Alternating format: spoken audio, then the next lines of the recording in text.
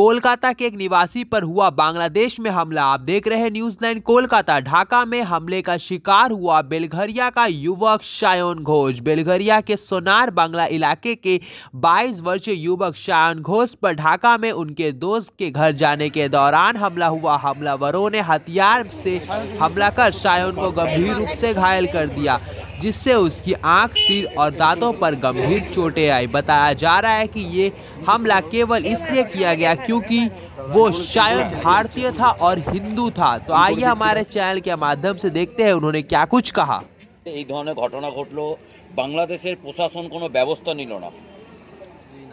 সেই বিষয়ে কি আপনি বাংলাদেশের যে হাই কমিশনার আছে বা সেই যারা আছে কালকে এই সব বিষয় তাদের কাছে কয়েকটি কমপ্লেন বা একটি অভিযোগ দায়ের করতে যাব।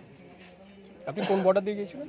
আমি গেছিলাম গেদে দিয়ে। আর আসার সময় ওখান দিয়ে এসেছি। আচ্ছা, এটা ঢাকা থেকে কত দূর? মানে আপনি যে জায়গাটা পার্টিকুলার গেছেন, ঢাকা থেকে কত দূর? হ্যাঁ, যে জায়গাটা যার বন্ধুর বাড়ি সেটা ঢাকাতেই, ঢাকার জুড়েন বাগানবাড়ি অঞ্চলে। ওই অঞ্চলে আপনাকে মারধর করা হয়েছিল? ওই অঞ্চলে, তার বাড়ি থেকে কিছুটা দূরে। এমনি মোটামুটি ঢাকার পরিস্থিতি কিরকম? আপনি অন্য কোথাও ঘুরেছিলেন? মানে গিয়েছিলেন? একদম সুরক্ষিত নয় কারুর জন্য, বিশেষ করে ইন্ডিয়ান যুগল, তার জন্য তো আরোই সুরক্ষিত নয়। ওখানে জায়গায় জায়গায় হিন্দু বিরোধী বলুন বা ইন্ডিয়ান বিরোধী বলুন সমাবেশ হয়, আন্দোলন হয় বা মিছিল হয় জায়গায় জায়গায়। ওই জায়গায় যদি কেউ ভুল করে বলে ফেলে আমি ইন্ডিয়ান বা আমি হিন্দু, তার সুরক্ষা বলুন বা তার জীবন বলুন প্রচণ্ড ঝুঁকি। কটার সময় হয়েছিল অ্যাটাকটা? অ্যাটাকটা হয়েছিল 8:30 থেকে রাত্রি, এই 26 তারিখ রাত্রি 8:30 থেকে 9:45-র মধ্যে। মানে আপনার পোশাক খুলে বা এরকম কিছু করা হয়েছিল? মারধর করা হয়েছিল, মানে আমার জুতো তো ছিনতাই, আমার ফোন, টাকা পয়সা সব নিয়ে নেওয়া হয়। অন্য জামা পরেছিলাম সেটা তো ছিঁড়ে যায়, যেটা মারধর করলে হয় স্বাভাবিক। তো মানে আমাকে ওরা ফেলে আর কি মানে অস্ত্র দিয়ে কুপানোর চেষ্টা করেছিল। এবার যেহেতু আমি করেছি, আমি নিয়ে সেলফ ডিফেন্স করার চেষ্টা করেছি, তাই মাথায় পাথর দিয়ে মানে চোখে অস্ত্র দিয়ে চালাই। চোখে লাগেনি, এখানে যারা ছিল তারা প্রত্যেকেই মোহামেডান মুসলিম ছিল? সবাই ওখানে মুসলিম ছিল যারা আছে। কালকে এই সব বিষয় তাদের কাছে কয়েকটি কমপ্লেন বা একটি অভিযোগ দায়ের করতে যাব। আপনি কোন বর্ডার দিয়ে গিয়েছিলেন?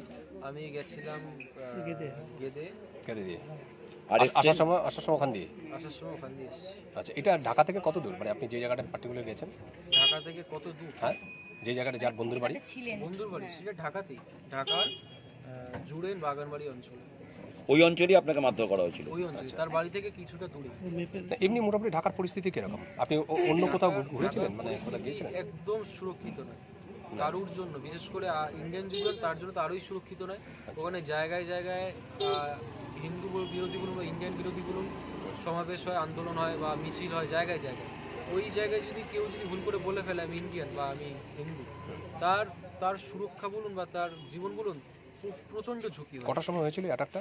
অ্যাটাকটা হয়েছিল 8:30 থেকে রাত্রি, এই 26 তারিখ রাত্রি 8:30 থেকে 9:45-র মধ্যে। মানে আপনার পোশাক খুলে বা এরকম কিছু করা হয়েছিল?